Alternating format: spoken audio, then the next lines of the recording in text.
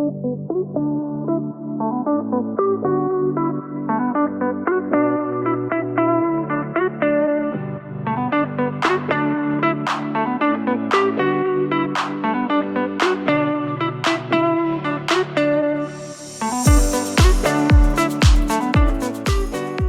we're here at Reno HQ with Reno member and professional affiliate Chris Dowland.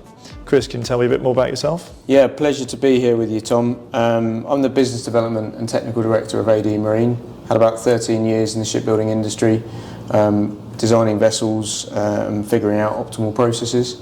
Yeah, we're going to go on a journey together, of course, over the last year with what we do supporting Bayards with their business and product development.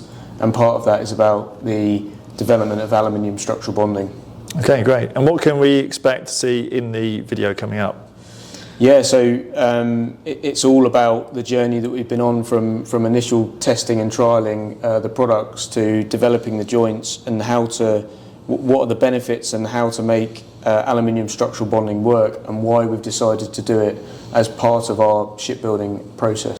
Bayards is about innovation and about finding solutions for our clients. So, what is it? This is not something that came overnight. So, we started to think how we could do typical floor details more simple and more efficient and no late welding. So we started to think about adhesive bonding, and this is the first example. But still here, what you can see here is we still need to weld quite a lot. So then we make the next step where we use an extrusion which we bond on the decks, and then we bond it together with the aluminium strap. So with step 1, with step 2 is quite a big development already, because this is, yeah, you can make it prefab, you don't need to weld it, so that is relatively simple. And then currently we are busy in the third phase, is that we are using biparts, which we glue on the decks, and that is even more simple than the second phase. So these are typical examples of things that we do and that we develop jointly with our partners. Here we are to explain a little bit on what we do, and I think a couple of good examples are our friction stir weld extrusions that we weld together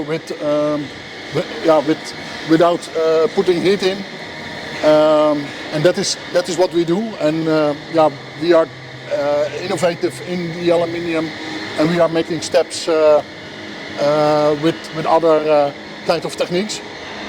This is an extruded panel with the stiffness extruded on it. So extrusion is like the Play-Doh from small kids pressed to a mold, and then you get the right shape. And these are panels of 600 wide, and we weld them together to a panel of 3 meters. And we do that with friction stir weld, so that is in fact also not putting any heat in, not putting any material extra in, and then mill the materials together. The process is quite quick. For a weld seam of 12 meters, it is around 20 minutes. But compared with manual welding, it's not comparable. And also the quality, so there is no heat, or very limited heat input, and the strength loss is very limited, because we have a lot of business units, so our expertise, and we have a knowledge center in the aluminium. We have a lot of extrusions in the library. Why? It's the quality is better, so we work more straight, so less filler needs to be applied, and the speed.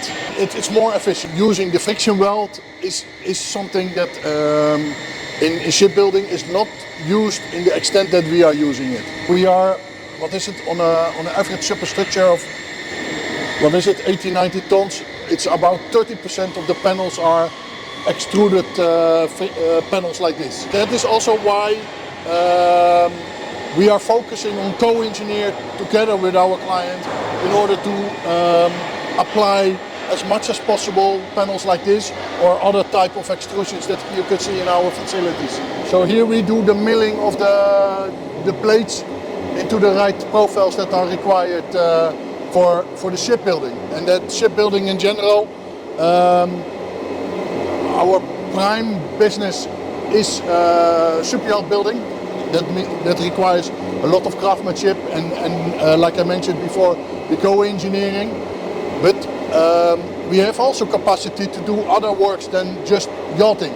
Any marine objects we can build, and we can apply the techniques that we are using in the whole Bayards company and adapt it to commercial boats, smaller yachts, other marine objects that we can do. So we are open for anything that marine related.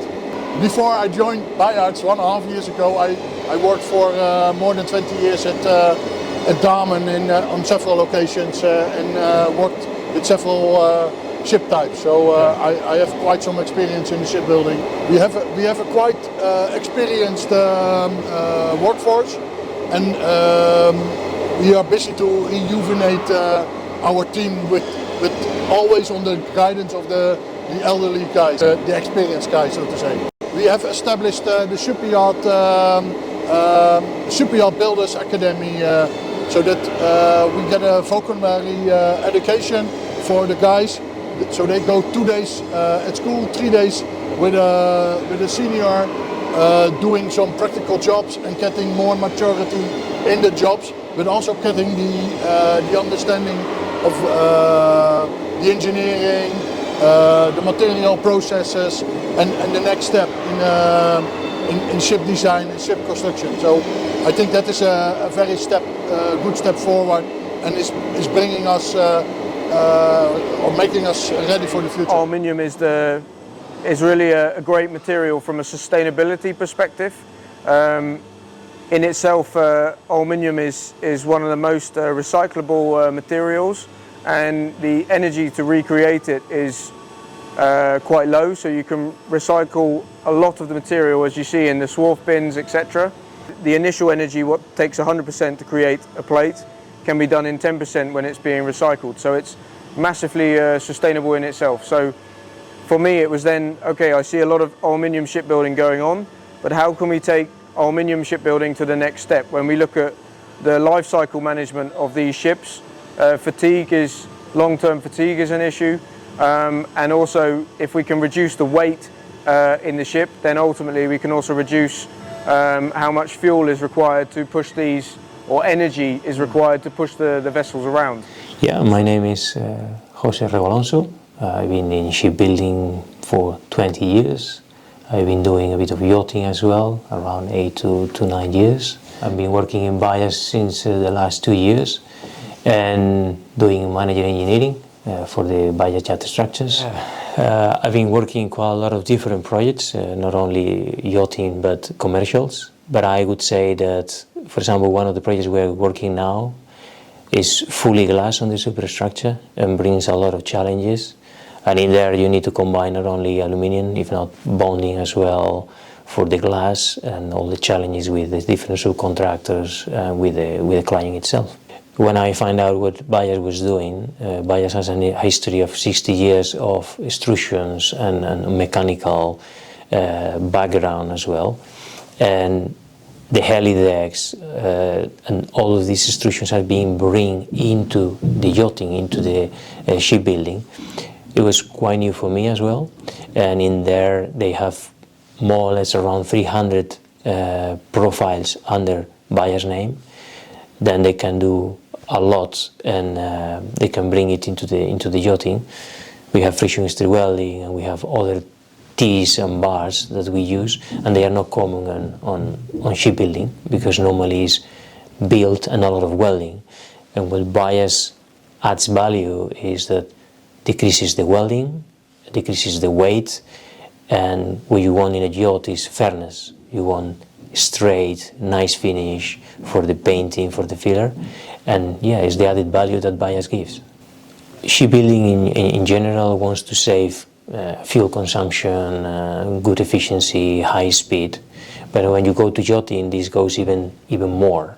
Then having a light boat is what every owner wants, of course with limitations. You need to make it perform. But yeah, lowering the weight is a benefit for everything. You can put more looks if you want. And the fairness, because the finish of a yacht is not as a commercial vessel. You need to define the full surface needs to be perfectly straight to achieve a very good finish quality.